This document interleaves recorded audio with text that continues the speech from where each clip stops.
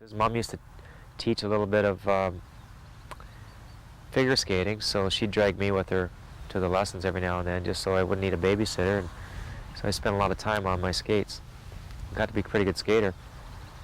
I played an all-star level when I was starting out as a baby, 5, 6-year-old, till I was about 8 or 10, and then just played house league. And then when I got older, it was industrial league. And loved the game. That was my 2 favorite pastimes, was riding my motorcycle and playing hockey. I got to throw swimming in there too. Those are my 3 favorite things. And girls. Can't forget that one. They're right up there too. So hockey was good to me. I felt comfortable on my blades. Back in '88, I was playing downtown Toronto for the second time. Again, it was industrial hockey, and we were just exhibition game. Caught an edge on my blades and put me into the boards head first and broke my neck at the 5-6 level. On to rehab we go for a year. Start a new life. Literally. Oh, the accident. Which is weird, yeah. Yeah, well, a friend of ours had a really, really huge house out in High Park. I don't know what the name of the street was. And he had made a pool. And every year, July 1st, he had a party. I already had a cab, and this girl was going to stay at my place. She was from out of town. So I gave her my keys, and I said, I'm going to stay for a few more beers. And this girl in the pool was waving at me, Ron, come on in. And I jumped in, and I hit the bottom of the pool. And it happened in a second, like you didn't even, I just dove. And for some reason, my hands were here instead of here. Now, obviously, the alcohol and, everything had an effect on not having my arms in the right place, but it was also just, to me, it seemed like destiny. Put me down on the edge of the pool. And right away, when the owner came out, he knew, that I had broken my neck because, he checked and I couldn't move nothing. I was just in the water. I guess I started going into shock because I was saying weird things. From laying on the ice, when I asked the guys, are my legs moving, they said yes. I thought, you guys are lying. I didn't feel my legs move at all. So right then, you got to realize that, no, you've done serious damage here. There's not a thing you can do about it, because if you can't move your legs, there's no way anybody short of God's going to help you. Well, you know how I found out I was a quad? I knew after a while, the doctor said, you're in for a tough fight. And you sort of, you can't feel nothing and move, so you know something's wrong. Right. And the phone rang, the nurse picked it up, and one of the guys from the liquor store, an older guy, he really liked me, so he phoned to see how I was.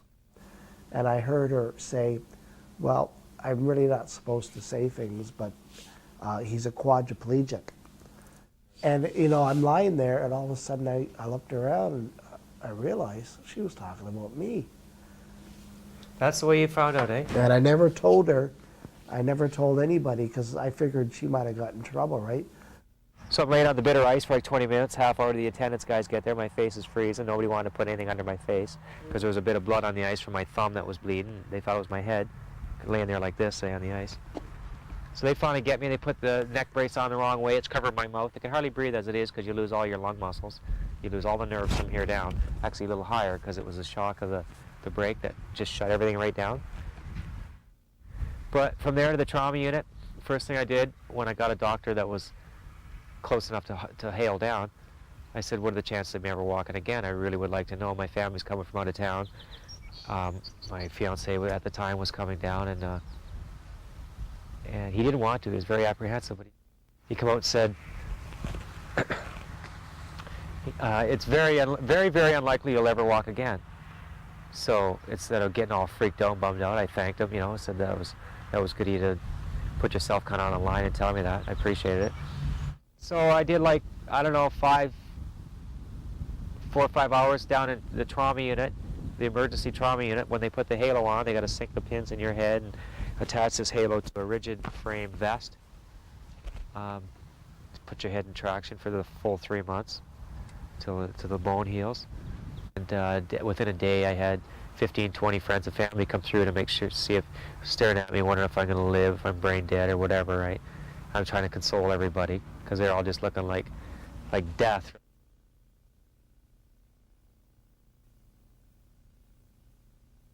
And I thought to myself, well, I can't walk. When I go home, you know, I can still get in a wheelchair, go to the washroom, you know, we'll still have sex. I didn't realize your bowels, your bladder, your sex life, all that has changed. I didn't know that right away, but, you know, when I knew I was paralyzed, I figured, well, I can't walk, but I can still live. And then you realize all these other things have gone. Oh yeah, the trauma unit, right from the ice laying on the slab to the trauma unit. There 3 days, you're on the ward for a week, and then whisked off to Lyndhurst Rehabilitation Center. Best thing that ever could have happened to me under the circumstances.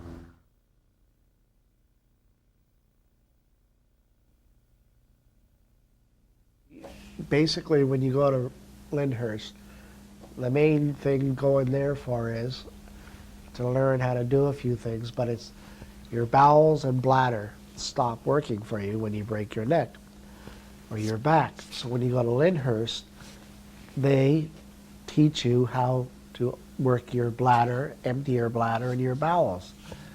And the main reason you're there is to get that so your body's on a routine. High quads don't have good balance at all. It's all they can do to sit up in a chair. Well, if I sit in my bed, I have no balance. I wobble. No, but I mean higher. Oh, It's yeah. like me, myself. You'll see me hooked all the time because as soon as I go to lift my arms or put any weight out forward, I go to flop over, so I have to kind of get ready to catch myself. Even me, if I don't go well, like higher this. quads is even worse. So they sit in their chair with their arms out like this on their paddles, and they sit there. If they get really tired, they'll just nod over and fall, and depending on how far their head goes, is how far out of the chair they go. Sean, he's got really bad spasms, high quad, and he had a spasm and his chair moved, and he fell like this because he's got no balance, didn't have a strap on, and his face ended up lying on the stove. And he couldn't move, he couldn't do nothing, and he was lying like this on the top of the stove for 4 hours until they came up to feed him. Now, can you imagine if it would have But been it wasn't on at all. But, you know, of that's course. the whole thing. He had no balance and had a spasm, and he fell forward. One time we were out there and we seen this big burn mark on the side of his couch. What happened there, Sean? Oh, it took a spasm, and like he fell up against his couch. He dropped a cigarette. But as he's flopped forward, he has limited arm use, but still, once you're forward, you have no control of your arms. He's on the joystick, so the chair is just constantly spinning the tire. Remember the burn mark that was on the end of the couch and the wheel, and we wondered how that got there, and he said, oh, I just spasmed out one day, and I was stuck there until the attendant came up for his next booking. I'm complete, he's incomplete. No, I'm whether he complete. admits it or not. If he was complete, he wouldn't be able to move his hands. Randy, I got the x-rays. See, I'm a Well, you're a C6, freak 7. of nature then. No, what the doctor called me, What? he goes, it's like you won the lottery. Okay. He goes, well, that's you know, freaky. out of, you know, like 1 in a million people, Oh, God. you know, are lucky enough to have the break the way mine went, through the 6 and out through the 7. You know, because for a while, this hand here, I can't pick things up. See, a break is one thing, but it's how you damage the cord that's on the inside that really does. See, I'm complete, Does which is the a job. drag, because incomplete might even gave me, you know, more. Well, it is neck injury and Para's back injury. The further down the spinal column you damage, the distinguishes what you're going to end up with. They're basically only paralyzed, you know, basically from Mid-body. the legs down. They still have the same problems with their bowels and bladder, Okay. but they have all their arms, chest, hands, and they whine a lot more than quads. Most difficult time for me is when I first wake up in the morning. Because of the chronic bladder problems, it makes the muscle spasms so severe in the legs. The bladder, when it gets irritated or sore, causes spasms, and they start from your bladder and they can work up to your chest or work down to your feet. Oh, it's awful. And it makes things really prone to stiffening up.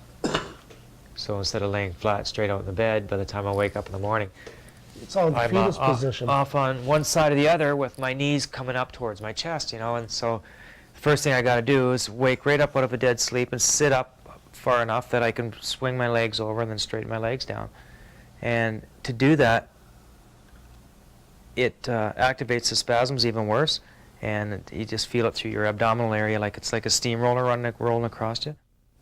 See, the future I can handle. The past is what pisses me off at times. Because I used to walk. So when you wake up, it's a lot of work. When you wake up, it's a lot of work. It's a long day. Dapper, he's a friend of mine. He walks, normal guy. And he broke up with his girlfriend. He was all upset. So this friend of mine said, why don't you go to the hospital and see Ron? See how bad he is. And all of a sudden he got there and everyone liked him, right? He used to do things. And, like some of Sean, he couldn't move his hands. He'd hold a cigarette for him. So remember that one night he got the van and we all went to the bar by the chicken deli. And I was with a nurse, and she was bringing me in her car. And I get there and there's 4 high quads, can't move. And he had a coat hanger for each of them for their cigarettes and drinks, and he had all these straws going into their mouths, and here they are drinking and smoking in this bar. Big smiles. And here's Dapper happy. taking care of 4 of them. And I come in with this nurse, and she just looks and laughs. Oh, God, we got back, they were all drunk, their wheelchairs were going into the walls. They liked him. Once you get the fingers moving, you don't need a Tendicare. That's where the line is drawn right there. Without the fingers, you need to get things tucked and zipped and pulled, and you need the help to do that. I smoke marijuana, so I tried to roll a joint. And I couldn't, so I said, Chuck, he's a para, he rolled it. So then I thought, So I bought some tobacco and rolling papers, and I'd sit in my room with the blinds closed, and I'd roll tobacco, like cigarettes. And all of a sudden I found my fingers were moving. I was getting more therapy doing that than I was going to the OT and using these little things to make your fingers move. And the head nurse comes running into my room. Aha, we caught you. And they thought I was rolling marijuana or something. I said, no, it's tobacco. Look at my fingers, how they've improved. We have tenodesis, that's all we have, so that's what you learn to do down in OT, Yeah. just pick up a Kleenex. And for you, that would be the most boring thing in the world, Yeah, right? that's you why- have pretty good dexterity, so you'd have to move on to actual So this is my hand. fine that's- motor skill This stuff. is my hand that the fingers are no good. But I found that just improved my fingers. But now I can see why OT would be just like a waste of time for you, Yeah, frustration. I had a therapist, Irene, and I get hooked up to these weights to strengthen your arms. So some days you're just not in the mood, right? And I was supposed to do 25 or something, and I got about 15, and I was tired. I said, unhook me, and someone unhooked me. She goes, you're not finished yet. What are you, a wimp? And I got really mad. I says, don't call me a wimp. And I went to my room, and as I was going by that high quad I was telling you about, he looked at me like this, and I get back to my room, and I had little tears come down my eye. Here I am complaining because I had to do another 15 of the pulleys, and here's this young kid with his hands just on these springs. So I, wipe my eyes, I go back, the therapist hooks me up, so I did 30 more instead of 15. And I says, don't ever call me a wimp, you don't know me. And she looked at me, she goes, but you finished, didn't you? At Lyndhurst, they take care of all your bladder problems. They give you different choices of how you can still have sex. You don't feel anything, but you have pavavarin, which you inject, which gives you an erection. And then they also have these pumps that are placed inside your penis. If you put too much in, you can have an erection for over 8-10 hours. Yeah, and then that get dangerous. But basically, you put enough in, you get an erection, you wake the woman up after she's had a snooze, and you go for it. It's great. I was in Lyndhurst, and I was saying to Donnie when I was on that bed to move my lungs, to get the fluid moving, I said, I really just like to die, close my eyes. And he goes, you got too many friends. I said, I can't move nothing. I can't live. You know me. It's not my lifestyle, not being able to move. And he goes, too many people love you. And I said, yeah, but I'm going to be alone. My life, I'll never, because you're talking in spits and spurts, part drugs, part depression, and part, you're on this table and you're not really in your right mind. And Donnie goes, but there's people that love you, that need you. And he goes, if you want, I'll turn the machine off and it won't take long for your lungs. And I said, well, yeah, I'd rather do it easier. And he goes, no, this is the only way. Like I was trying to get him to get me some morphine from the nurse or something, an OD, and he was going to turn the machine off that kept the bed going, that kept me alive. And he got me so mad, I said, that'll take too long. He got me so mad that's when I said, okay, damn it, I'm going to get out of this place.